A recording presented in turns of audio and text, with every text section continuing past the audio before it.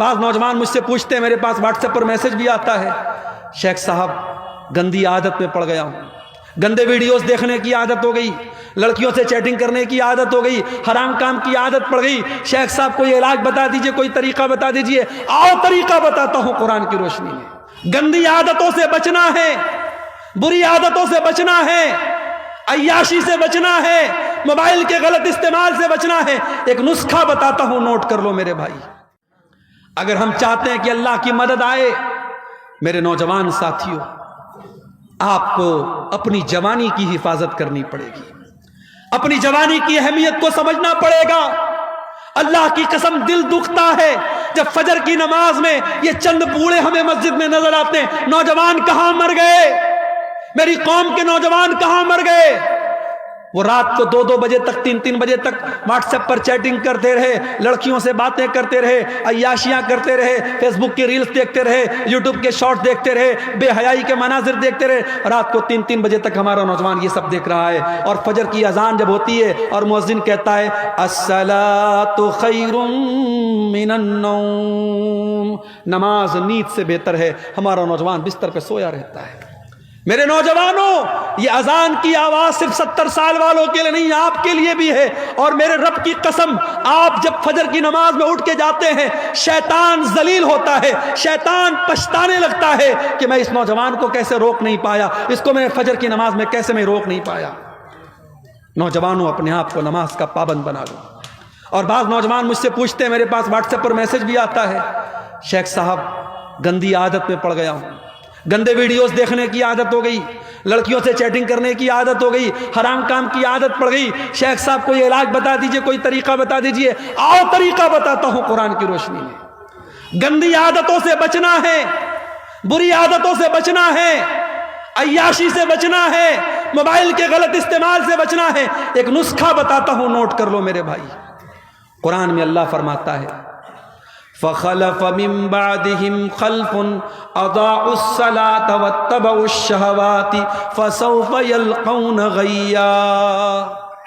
اللہ قرآن کے 16ویں پارے میں فرما رہا ہے کہ جو لوگ نماز نہیں پڑھتے ہیں، جو لوگ نماز کی پابندی نہیں کرتے ہیں، وہی لوگ خواہشات کی پیروی کرتے ہیں، وہی لوگ شہوتوں کی پیروی کرتے ہیں، اور وہی لوگ جہنم میں جائیں گے۔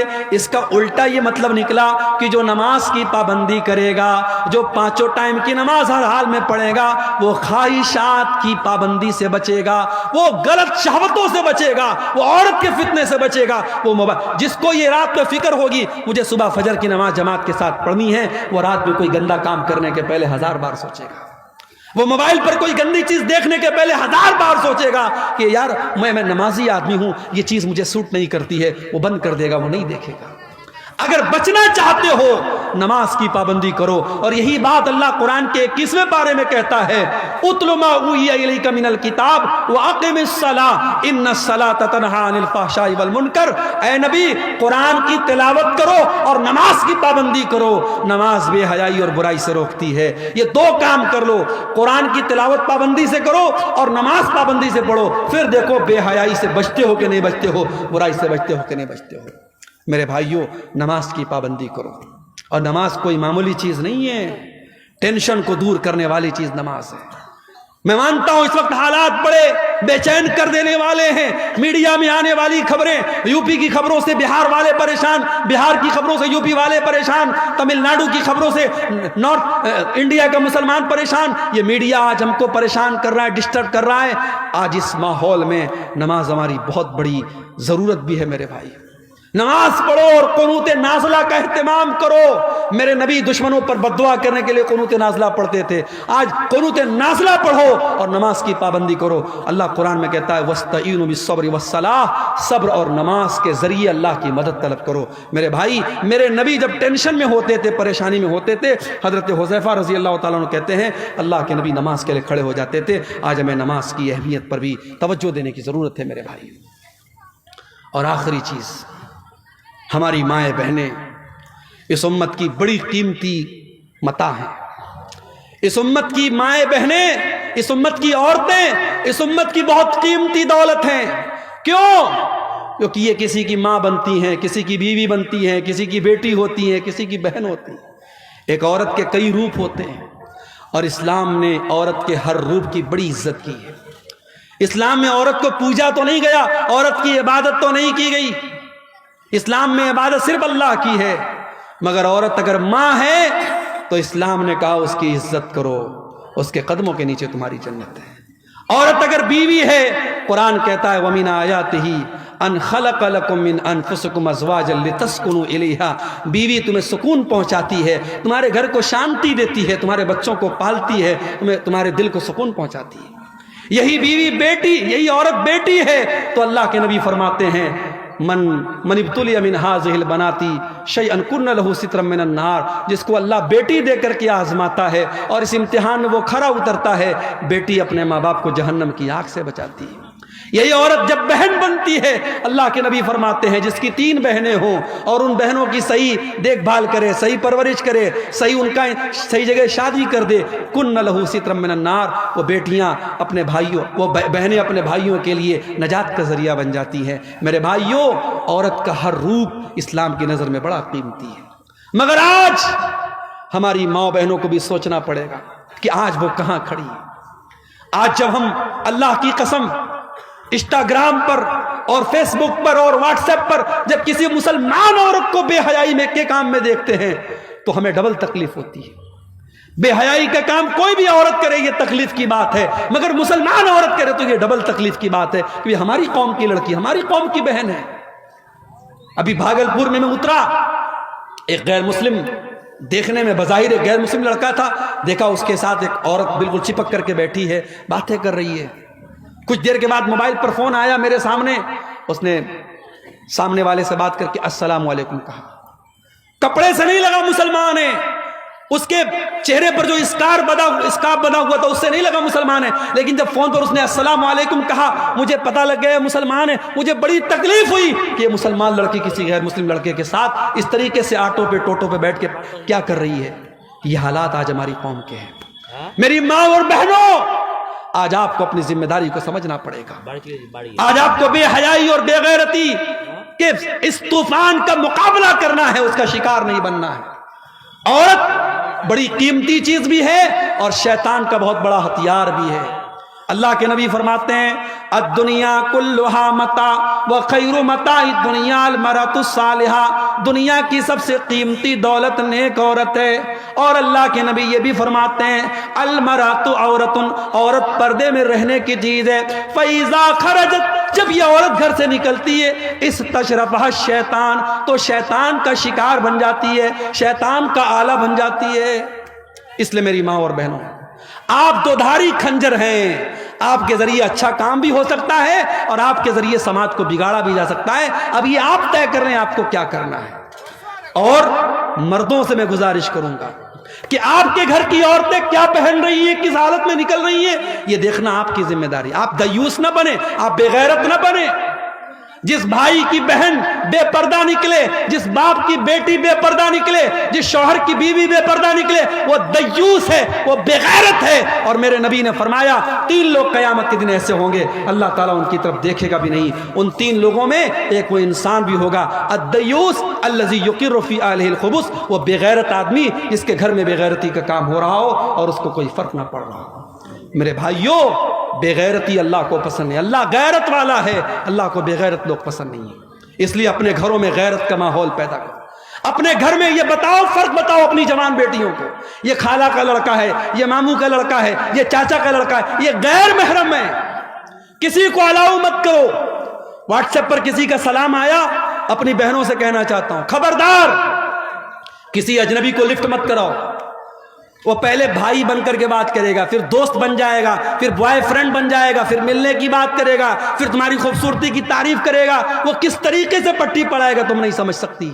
اس لیے خبردار، ہوشیار، یہ فیس بک، یہ واٹس ایپ، یہ چیٹنگ کے جتنے راستے ہیں یہ زناکاری اور بدکاری کی طرف لے کے جاتے ہیں۔ مسلمان لڑکی اگر موبائل استعمال کرتی ہے بہت ہوشیار رہے، کسی کو اپنے پرسنل ان باکس میں آنے کی اجازت نہیں۔ کوئی نئے نمبر سے کوئی بھی اجنبی آپ کو میسج کرنے کی کوشش کرے ترنت بلاک کا آپشن کرو، بلاک کر دو اس کو۔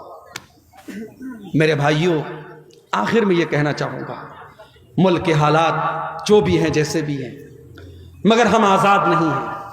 ہمارے بڑے موجود ہیں، ہمارے علماء موجود ہیں، ہم اپنے علماء کی، اپنے بڑوں کی رہنمائی کے بغیر کوئی قدم نہیں اٹھائیں گے، کوئی ایسا کام نہیں کریں گے جس سے ہمارے ملک کا کوئی نقصان ہو، ہماری کمیونٹی کا کوئی نقصان ہو، ہمارے سماج کا کوئی نقصان ہو۔ دنیا میں جو لوگ اور فتنہ فساد کی باتیں کر رہے وہ کرتے رہیں، میں تو کسی ایسے بیان کے بھی پچھ میں نہیں ہوں جو بیان دو کمیونٹی کے بیچ میں فساد پھیلانے کی کوشش کریں۔